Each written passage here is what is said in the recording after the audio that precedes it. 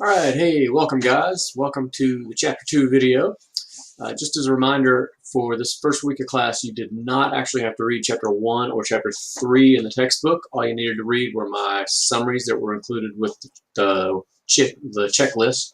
But I am asking you to actually read Chapter 2. So Chapter 2 has this title, Confronting Scarcity, Choices in Production. And I guess the first quick topic we need to talk about is this term, factors of production. These are like the inputs or the resources that are used in the production of goods and services in the economy. So economists break them down into three categories: labor, capital, and natural resources. I'm going to trust you to read that on your own in Chapter 2, but just for now, understand that when we talk about factors of production, these are the three types of things that we're talking about. Now, the most important thing to understand in this chapter is this model here that's called a production possibilities curve. So definition is on your screen there.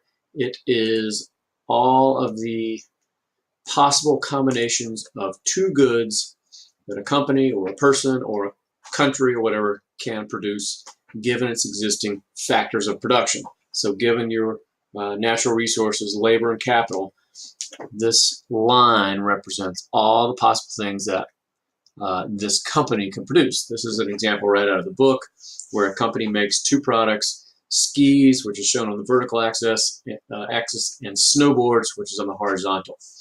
So anytime you're along this curve, it means that the company is fully using all of its factors of production. So the different points just represent different choices. If it's producing up here at point A, that means this company is choosing to use all of its factors of production to make nothing but skis, and the maximum number of skis it can make is 200 per month. But by doing that, it's not making any snowboards. If we move down to produce at point B, that means that this company is now using its resources kind of half and half. So it's making 100 pairs of skis and 50 snowboards in a month. Point C represents making nothing but 100 snowboards. So the line there represents, anywhere along that represents full use of those factors of production, just different possible combinations that the company could produce. So the slope of this line becomes very important because the slope of the line gives us an opportunity cost ratio. Hopefully you can already see how this illustrates that idea of opportunity cost. If you start at point B and you want to move to B prime because you want to make one more snowboard, you're going to have to give up two sets of skis in order to do that. So that's the slope of the line. The slope of this line is -2. That tells us that for every 2 pairs of skis given up, you can make one more snowboard. So this shows us these trade-offs, opportunity costs in production, which are really important to understanding this chapter. The term up top here, absolute advantage, is not actually even used in this book, but I'm just going to tell it to you quickly here. Absolute advantage just means that someone, whether it's a person, a company, or a country, is better at something or can do more of it in absolute terms. So if I can make more trash cans than you have, I have absolute advantage. What's much more important to this chapter, though, is the idea of comparative advantage.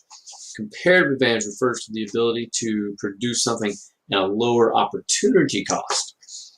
So that means you can do it by sacrificing fewer resources, giving less up, something like that.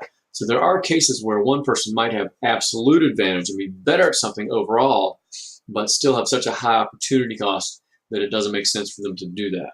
So that's the idea with comparative advantage. Here is an example right out of the book where we talk about that same business making skis and snowboards, but now they have 3 different plants.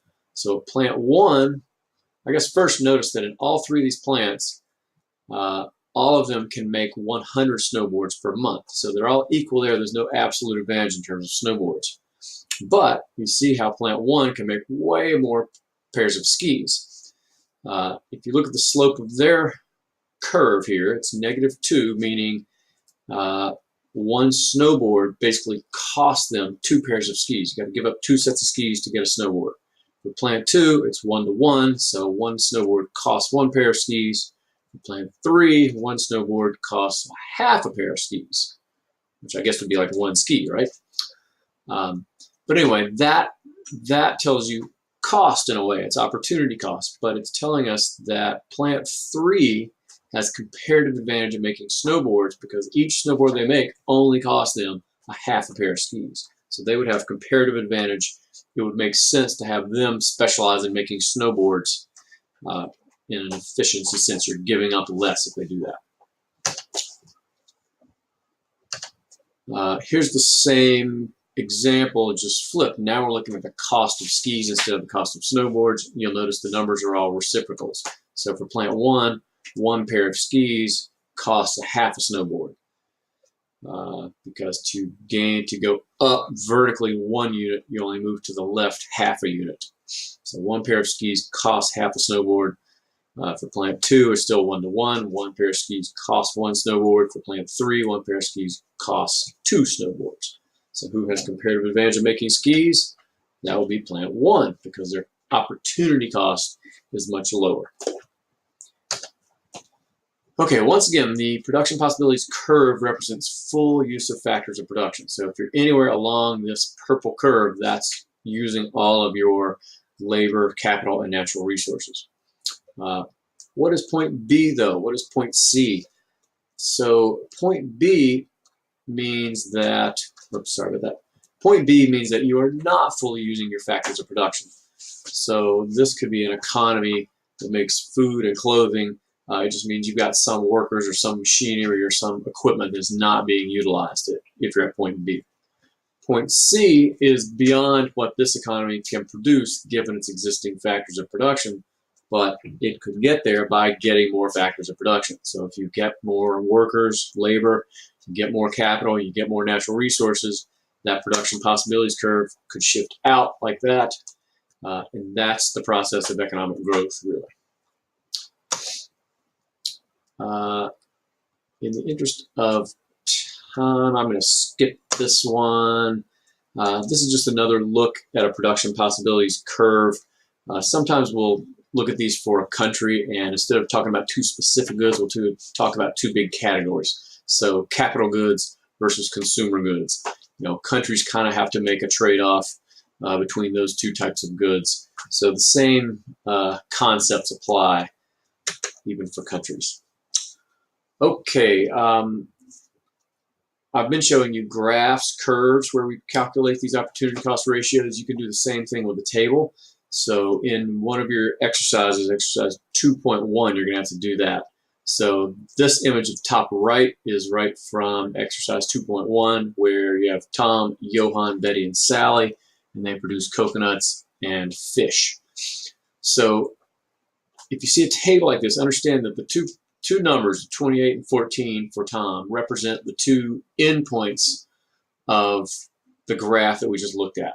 So if Tom is producing 28 coconuts, he's making 0 fish. He can't do both. He can't do 28 and 14. 28 represents all of Tom's productive resources being devoted to coconuts, or if he produces 14 fish, he's only fishing, he's not producing any coconuts. He could do 14 coconuts and 7 fish, kind of uses time half and half, but that's what the table means. So what you have to do in the exercise is calculate the opportunity cost ratios, which would go in this lower table. So for Tom, you can do 28 or 14. So 1 coconut, you go 28 divided by 28, it gets you 1. So 14 divided by 28 gets you 1/2. So the answer here for Tom should be 1/2 of a fish. Hopefully you can follow that process and get the next 2 answers, 1/3, 3/4. So hopefully that helps you a little bit. Key points of this chapter: specialization and trade, whether it occurs between individuals or countries, absolutely increases wealth.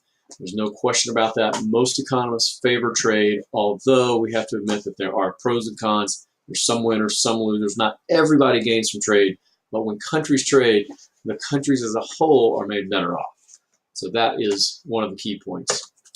Last, I'll just finish with this. You can read it for yourself. A few upcoming due dates. You hopefully have already seen these before. And the software I'm using to make these videos limits me to 10 minutes, so I've kind of rushed through this. We're almost at the 10-minute mark, so that's perfect. All right, I'm going to cut it off there, and I'll make a Chapter 3 video soon. See ya.